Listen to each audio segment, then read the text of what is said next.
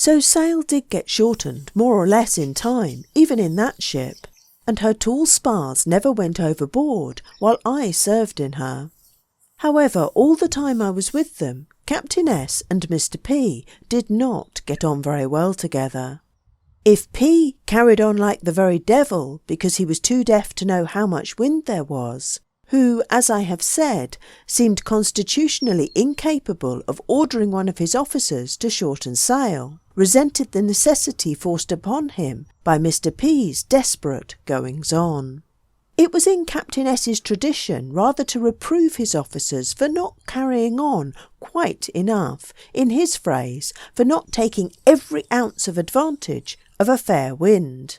But there was also a psychological motive that made him extremely difficult to deal with on board that iron clipper. He had just come out of the Marvellous Tweed, a ship, I have heard, heavy to look at, but of phenomenal speed. In the middle 60s she had beaten by a day and a half the steam mailboat from Hong Kong to Singapore. There was something peculiarly lucky, perhaps in the placing of her masts. Who knows? Officers of men of war used to come on board to take the exact dimensions of her sail plan. Perhaps there had been a touch of genius, or the finger of good fortune in the fashioning of her lines at bow and stern. It is impossible to say. She was built in the East Indies somewhere, of teak wood throughout except the deck. She had a great sheer, high bows and a clumsy stern. The men who had seen her described her to me as nothing much to look at, but in the great Indian famine of the 70s, that ship, already old then, made some wonderful dashes across the Gulf of Bengal with cargoes of rice from Rangoon to Madras. She took the secret of speed with her, and, unsightly as she was, her image surely has its glorious place in the mirror of the old sea. The point, however, is that Captain S, who used to say frequently she never made a decent passage after I left her, seemed to think that the secret of her speed lay in her famous commander.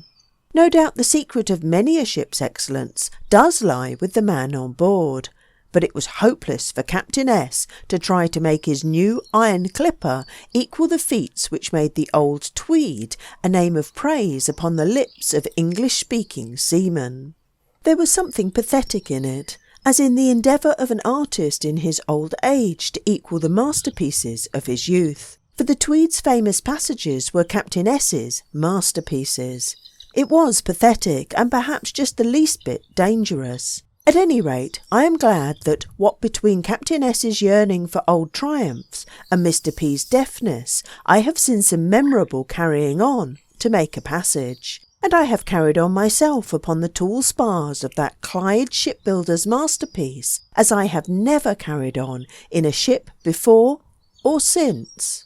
The second mate falling ill during the passage, I was promoted to officer of the watch, alone in charge of the deck.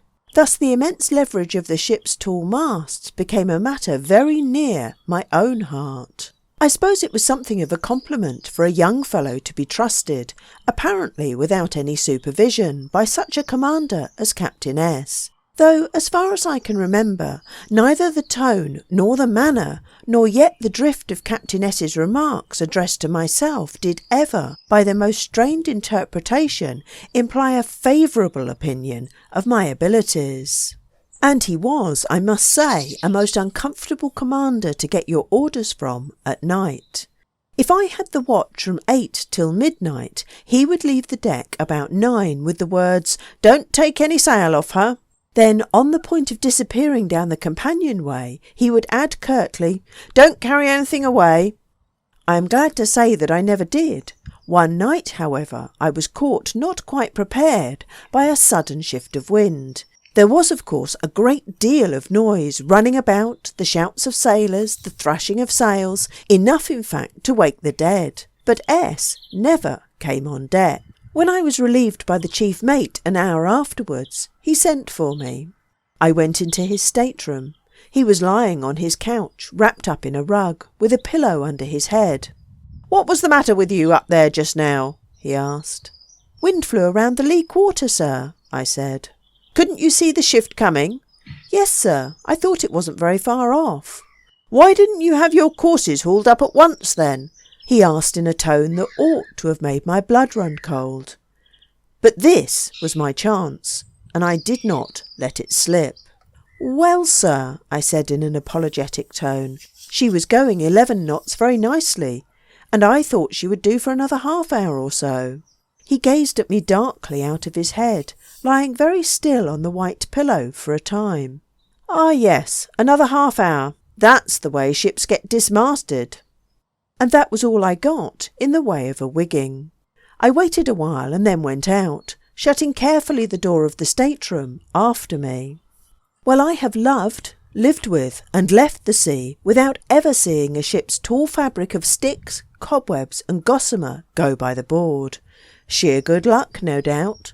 But as to poor P, I am sure that he would not have got off scot-free like this, but for the god of gales, who called him away early from this earth, which is 3 parts ocean, and therefore a fit abode for sailors.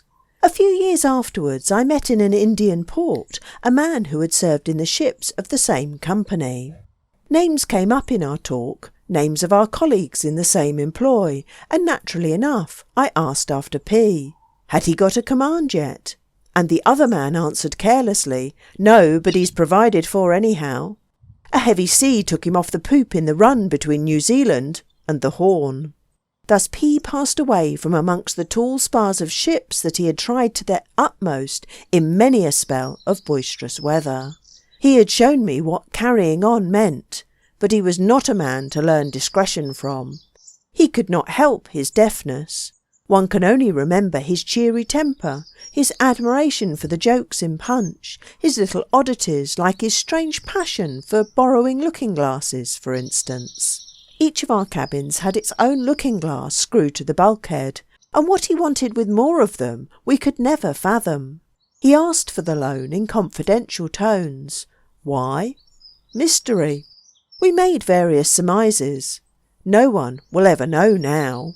At any rate, it was a harmless eccentricity, and may the god of gales who took him away so abruptly between New Zealand and the Horn let his soul rest in some paradise of true seamen, where no amount of carrying on will ever dismast a ship.